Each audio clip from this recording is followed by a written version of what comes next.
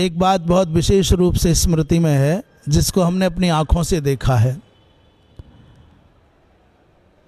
एक वंशी वाले बाबा हुए हैं, हम ये नहीं कह रहे और उदाहरण नहीं है, बहुत अच्छे अच्छे उदाहरण हैं, पर जो वर्तमान में स्मृति पथ पर, स्मृति पटल पर आ रहा है, उसको कह रहे हैं। वंशी वाले बाबा हुए, अन्नदान के विषय में, भंडारे के विषय में उनको भगवती की बड़ी विशेष महती कृपा प्राप्त थी। प्रत्यक्ष और परोक्ष रूप से लक्ष माने लाखों प्राणी उनसे अनुप्राणित होते थे, प्रेरणा पाते थे। जिस दिन उनका दैहिक जीवन पूर्ण हुआ, शारीरिक यात्रा पूर्ण हुई, अंतिम संस्कार कलानौर यमुना के तट पर, सहारनपुर और यमुनानगर के मध्य में वहाँ होना निश्चित हुआ। तो हम यमुनानगर थे, उस समय तक दंडी सन्यासी नहीं हुए थे। हम भी पहुँचे, जो साथ के सब थे उनके साथ पहुँचे। बड़ी भयंकर आग बरस रही थी, इतना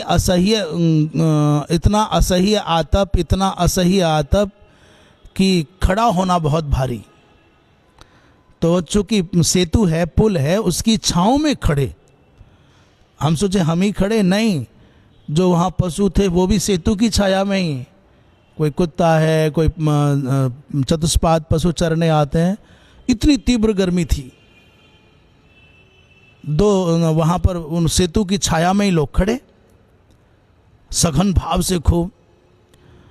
जैसे ही बंसी वाले बाबा जी की वो यात्रा यमुना जी के उस परिक्षेत्र में प्रविष्ट हुई, ऊंचाई से नीचे उतरी, तट पर आई, तो मैंने जो अपना अनुभव किया, और भी हजारों क्या कितने लोग होंगे, मुझे कोई गिनती तो पता नहीं है, पर जिधर देखो उधर स्त्री पुरुष बालक बच्चे।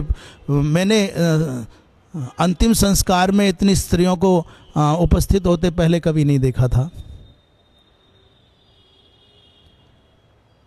मैंने वैसा दृश्य कभी देखा ही नहीं। इतने रोते हुए लोग मैंने मेरे जीवन में किसी के लिए नहीं देखे। चूँकि मैं ये नहीं कर रहा, नहीं होंगे, करोड़ों लोग रोने वाले होंगे किसी के लिए, पर वैसा दृश्य जहाँ अंतिम संस्कार होना है, वह स्त्रियां, बच्चियां, और टप टप आंखों से आंसू बह रहे हैं। ऐसा भी दृश्य देखा कि पुल पर, सड़क पर घिरा, पूरी सड़क जो पुल था वो अवरुद्ध थी, उस पर स्त्रियां पुरुष सब खड़े थे और वो रो रहे थे। तो कुछ के रोने की तो टप टप बूंदें भी नीचे आ रही थी। सिसकियां ही सिसकियां, जय घोष ही जय घोष। जो काम कर रहे हैं वो भी रो रहे हैं, जो देख रहे हैं वो भी रो रहे हैं, जो जय घोष कर रहे हैं वो भी रो रहे हैं।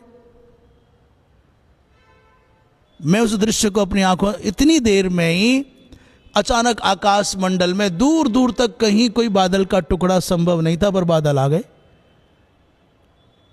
छोटे से दायरे में बादल आए और रिमझिम, जैसे वहाँ अग्नि संस्कार प्रारंभ हुआ तो रिमझिम बहुत मीठी मीठी भीनी फुहार, ऐसी फुहार जैसे कोई भीग नहीं सकता, विक्षेप नहीं हो सकता, और सब महसूस कर रहे हैं कहाँ वर्षा हो रही। मैं देख रहा हूँ ये क्या तमाशा है भाई।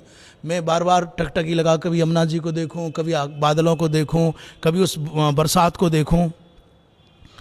मैंने सोचा मैं ही महसूस कर रहा हूँ, तो वो ऐसा अद्भुत दृश्य। और जब तक संस्कार हुआ तब तक बादल रहे, बाकी जय जय स्वाहा।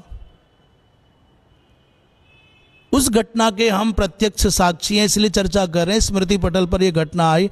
घटना अनेक घटती हैं।